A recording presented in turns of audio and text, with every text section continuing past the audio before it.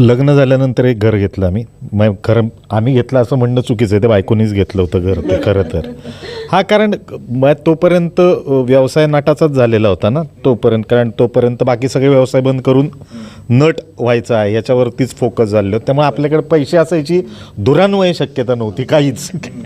तिचं वकिलीचं प्रोफेशन होतं आणि ती एका ठिकाणी, माझा प्रवीण खांदवे म्हणून एक मित्र आहे, त्याच्या शेजारच्या बिल्डिंगमध्ये घर होतं.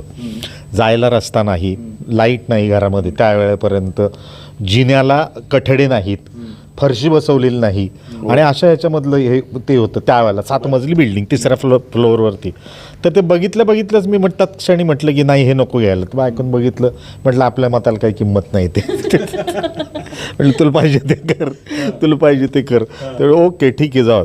आणि बघितलं वगैरे, घर बघितलं, तिने कागदपत्र बघितले आणि ह्याच्याकडे गेलो बिल्डरच्या ऑफिसमध्ये, पलीकडेच होता तो.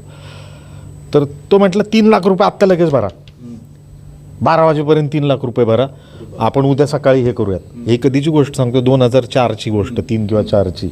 उद्या सकाळी लगेच रजिस्ट्रेशन खर्च मी करतो. 3 लाख लगेच कुठनं आणणार 3 लाख रुपये? म्हटलं एवढ्या मोडून बिडून सुद्धा 80-90 हजाराच्या पुढे नव्हत्या. मग ते बाईनेच काहीतरी, मग ते आपण जे म्हटलं तसं की घरचेच मदतीला येतात, मग ह्यांनी थोडे दे त्यांनी थोडे दे, असं करत करत करत ते कसं बसं होऊन गेलं ते घर.